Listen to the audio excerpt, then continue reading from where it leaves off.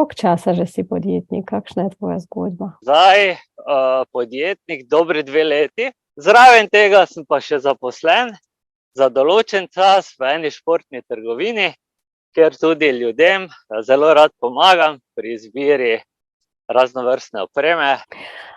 Pogosto ljudi se bojijo, da začnejo se ukvarjati s podjetniško dejavnostjo. Tebi je bil strah ali ne? Ja, seveda, se porajajo neki dvomi in seveda so tu, če si sam podjetnik, sam svoj šef, je dosti, bom rekel, pozitivnih stvari, se pravi, sam si organiziraš svoj čas. Je pa res, da moraš totalno prevzeti odgovornost za vse, ker te noben ne priganja, ne? Noben ti ne reče, Peter, zdaj pa moraš iti. Ti delaš s strankami in s partnerji tudi nadaljavo, če sem prav razumela. Ja, prav si razumela, Nadja, jaz delam tudi nadaljavo, se pravi, tako zdaj midva, ko se pogovarjava preko Zooma, preko Facebooka, bom rekel, imamo en super koncept, ki deluje že v Sloveniji 12 let. V Facebooku imamo super podporo, take zaprte skupine za naše uporabnike, ampak meni je še vedno najljubše delati živo, se pravi 1 na 1 z ljudmi, ker nekako je čisto drugačna energija, ko se z nekom vidiš, ko se z nekom sedeš, ko se z nekom pogovarjaš. Torej, v primerjavi delo nadaljavo in delo osebno, iskreno zate, je boljše delati osebno, prav? Tako je. Ko delaš nadaljavo, pri čem imaš težave z ljudmi? Samo da ne čutiš energijo ali da ni tako moraš razlagati ali na kak način? V bistvu je tak, nimam nekih ekstra težav, ko delam nadaljavo z ljudmi, ampak se mi zdi vseeno nekako bolj pristno delati v živo. Evo, tako, da razložim. Še vprašanje, imam občutek, če vedno gledam tvojo stories, da si vedno aktivni in tudi zdaj si na sprehodu, da če tebi pridružiš, potem pa moraš tudi za teboj povsod hoditi pri različnem vremenu in malo mi je strah, da boš tak kot taki trener. Ali to je res tak ali ne? Ne, v bistvu, Nadja, poglej, seveda gibanje je pomembno. Jaz sem strasten tekač, to moram še povedati, tečem zadnja leta maratone, tudi ultramaratone, zdaj v soboto celo imam en trail, sem se odločil, še nikoli nisem laufal traila, tako da v soboto grem na ta trail, moj prvi, ampak jaz nobenemu ne rečem, da mora laufati, da mora tekati, se pravi, vsak mora zase najti nekaj. Evo, danes se recimo sprehajam, včeraj sem tekal, je pa res, da sem vsak dan nekaj aktivn. Nekaj časa nazaj sem videla tvojo sliko prek Instagrama, da si bil malo debelejši. Kak si odločil, da rabiš, ne vem, kak bi to rekla pravilno, hujšanje ali bolj športno postavo? Kak si to sploh odločil zase? Ja, Nadja, poglej, tako je bilo.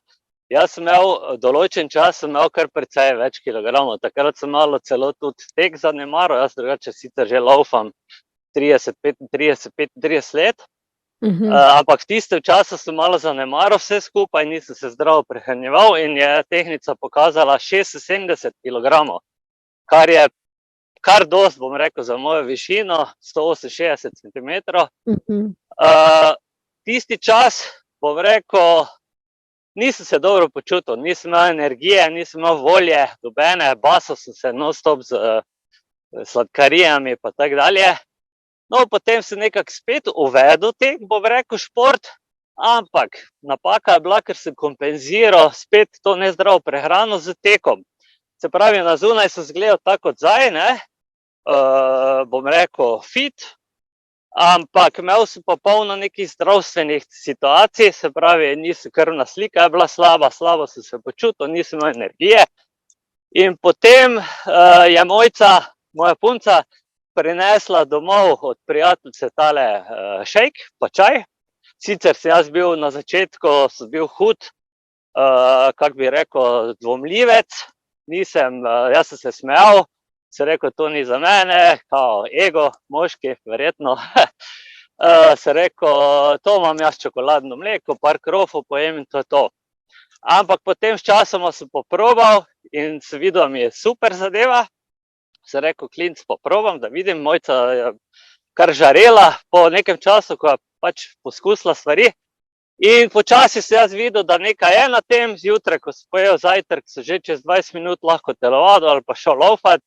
In tudi za regeneracijo po teku, po vadbi mi je bilo super, več energije, boljše počutje in zdaj tega več ne spreminjam, zakaj pa bi, ne. Tako da tak nekako se je to zgodilo, evo.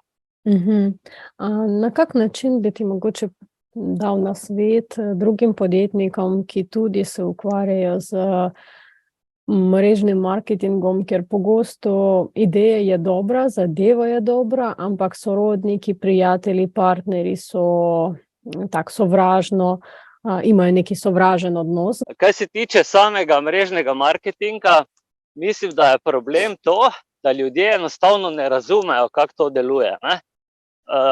Ogromno ljudi pač je slišalo neke stvari, probal ni noben, ponavadi so to ljudje, ki so od nekoga nekaj slišali, ki je tudi od nekoga slišal in v bistvu ne razumejo samega delovanja mrežnega marketinga. Potem so mogoče bili tudi kaki distributerji pred časom, kateri niso delali mogoče na ravno ustrezen način, niso ljudem na ustrezen način predstavili zadeve in potem se je tale negativizem mičkeno razširil. Ampak zdaj v zadnjem času jaz vidim, da ljudje vedno bolj dojemajo moč mrežnega marketinga. Kaj ti pomaga vedno imeti vedno biti dobrovolje? Mi, ko se zjutraj zbudimo, jaz vem, da ti ogromno stvari že veš in verjetno boš potrdila, kaj bom zdaj rekel. Zjutraj, ko se zbudiš, se odločiš, kakšne volje boš. Drži ali ne? Se pravi, zjutraj, ko se ti vstaneš s posle, ne glede na to, ali je zunaj dež, ali je zunaj sonce, ali sneg, ali minus, ali plus, nema veze. Če se ti odločiš, da bo to tvoj najboljši dan, kar je pri meni vsak dan najboljši dan,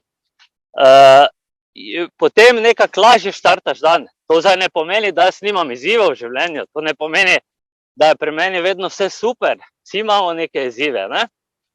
Ampak dosti lažje funkcioniraš čez dan, sploh, če vključiš še kako jutranjo rutino mogoče, ne? Da ni tisto, ko se vstaneš pa greš novice brati, takoj direktno na telefon ali pa vem kaj, da imaš neko jutranjo rutino, s katero se dvigneš in štartaš pozitivno v dan, evo, čist na kratko.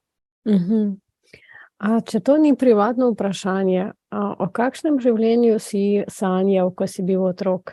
O kakšnem poklicu, o kakšnem načrtu za življenje? Ko smo otroci, imamo res velike sanje, ne? Imamo velike sanje. Vem, da ena izmed mojih sanj je bila, da bi postal pilot, to se ful spomnim. Res imamo sanje, ne? Ampak sčasoma te sanje nekako, bom rekel, zbledijo, ne?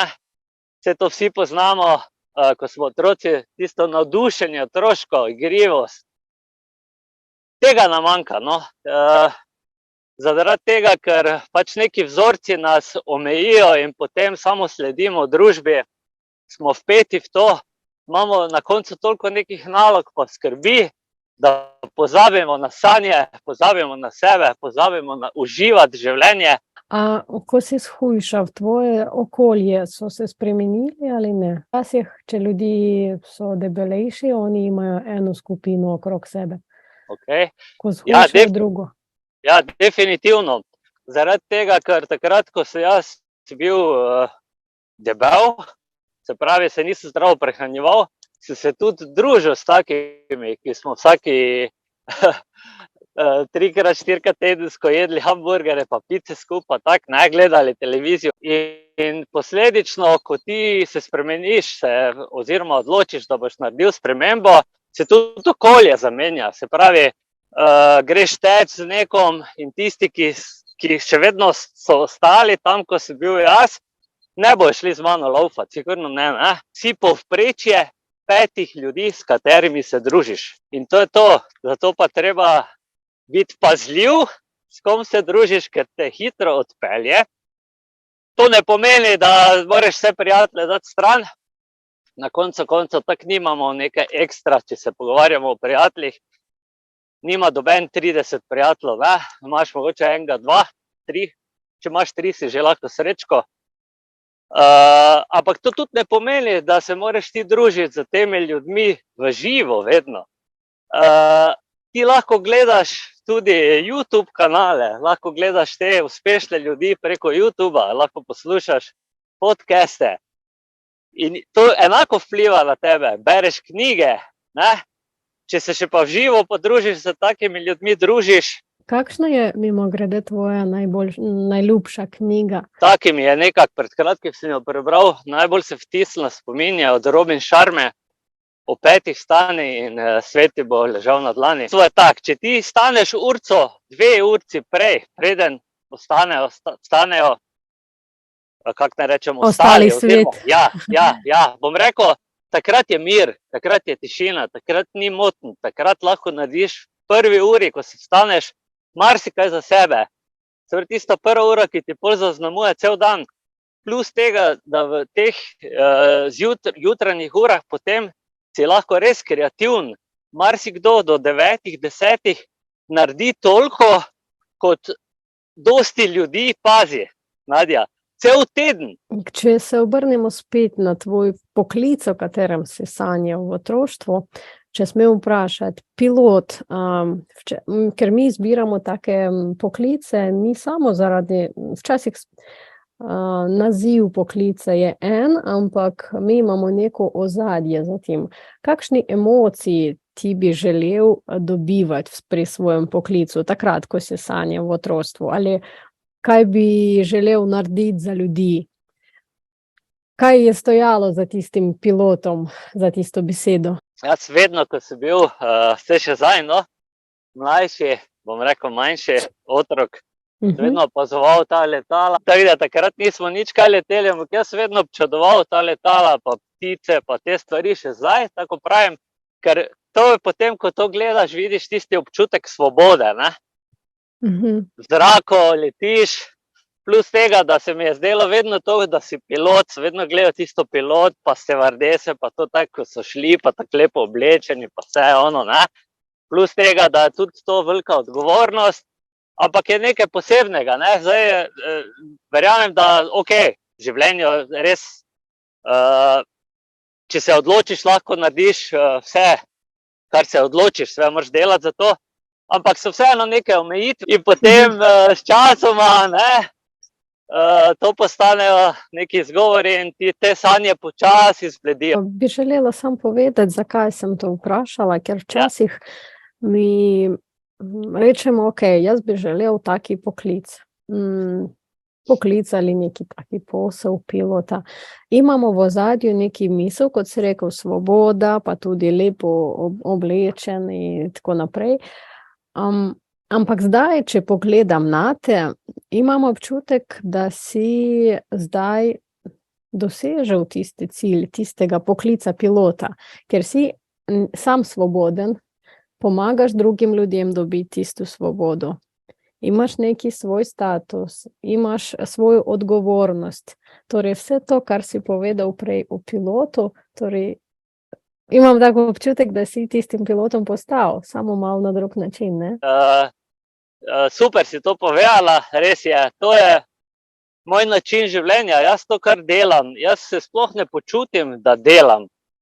Jaz živim to, se pravi, to je moj način življenja, to je moja strast in tista zadovoljnost, tisti občutki, ko pomagaš nekomu in vidiš, da si nekomu tudi spremenil življenje na bilo katerem področju, to je to, kar šteje. In pol veš, da si na dobri poti in to so ti občutki. In seveda vsi delamo tudi normalno, da pride tudi denar od tega, ampak še pomembneje je to, da pač tisti, tako se rekel, da pomagaš in To so nori občutki.